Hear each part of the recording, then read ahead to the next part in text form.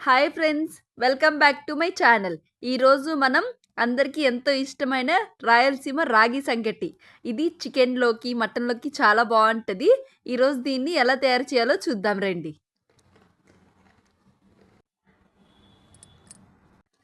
ముందుగా 1 గ్లాస్ బియ్యం తీసుకొని దాన్ని బాగా 2 to 3 టైమ్స్ వాష్ చేసి ఒక అరగంట సేపు పక్కన పెట్టేసుకుందాం.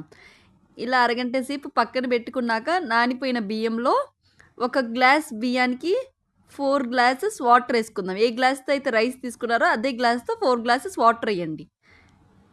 ఇలా 4 గ్లాసెస్ వాటర్ వేసాక దీన్ని బాయిల్ చేసుకుందాం.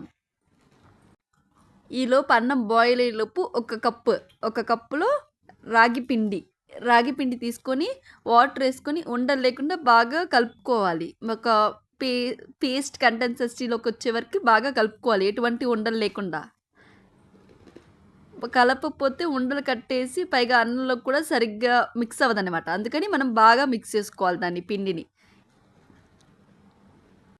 ఈలోపు అన్నంలో ఒక టేబుల్ స్పూన్ సాల్ట్ వేసుకొని, టేస్ట్ తగ్గ సాల్ట్ వేసుకొని బాగా కలుపుకొని అన్నం బాయిల్ అయ్యేటప్పుడు ఈ కలుపుకున్న పిండి ఏదైతే ఉందో దాన్ని అన్నంలో వేసుకొని బాగా స్టాప్ చేయకుండా బాగా తిప్పుకుంటూ ఉండాలి.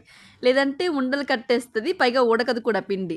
అందుకని బాగా తిప్పుకుంటూ ఉండాలి. ఇప్పుడు ఇలా బాగా తిప్పాక ఇలా వస్తుంది.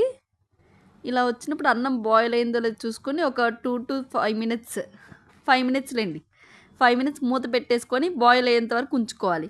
ఇలా 5 మినిట్స్ తర్వాత ఈ కన్సిస్టెన్సీలోకి వస్తుంది.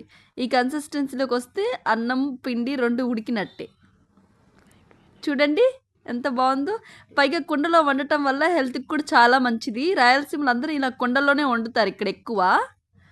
సో చూడండి, ఇలా ఇప్పుడు రాగి సంగటి పూర్తయినట్టుంది. ఒక 5 మినిట్స్ రెస్ట్ ఇచ్చేయండి దానికి.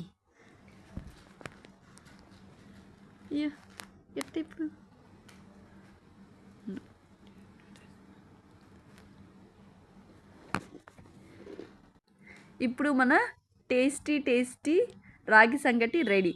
దీన్ని మార్నింగ్ టిఫిన్ కానీ లేదా నైట్ డిన్నర్లో కానీ చికెన్ వేసుకొని తింటే చాలా బాగుంటుంది అండ్ హెల్త్కి కూడా చాలా మంచిది.